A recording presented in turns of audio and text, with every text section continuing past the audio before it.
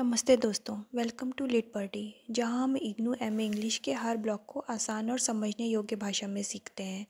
आज हम बात करेंगे मैक्स 6 अमेरिकन फ़िक्शन पार्ट 1 की, जो ब्लॉक 1 में है। अमेरिकन फ़िक्शन की शुरुआत तब हुई जब एक नया देश अमेरिका अपनी पहचान ढूंढ रहा था। उस समय का लिटरेचर ज़्यादातर प्यूरिटन वैल्यूज़, रिलीजन और मोरालिटी से जुड़ा था, यानी कि सही गलत की परिभाषा, पाप और मुक्ति और स्वतंत्रता की खोज।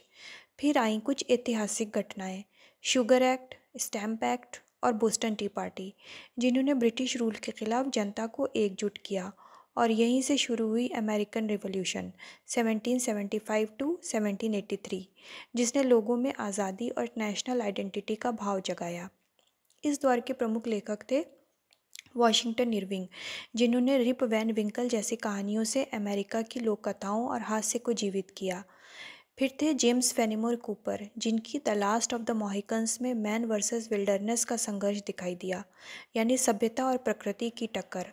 और फिर नेथेलियन हॉथॉर्न, जिन्होंने द स्कारलेट लेटर में पाप, शर्म और समाज के पाखंड को उजागर किया।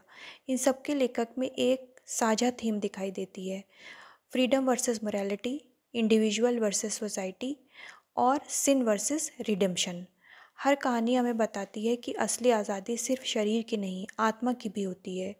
इग्नू के एग्ज़ाम के लिए ध्यान रखें, आंसर्स में टाइमलाइन और ऑथर्स का कॉन्टेक्स्ट ज़रूर लिखें, और जहाँ संभव हो एक शॉर्ट कोट ऐड करें, जैसे हॉथॉर्न कहते हैं, no man can wear one face to himself and another to the world for long.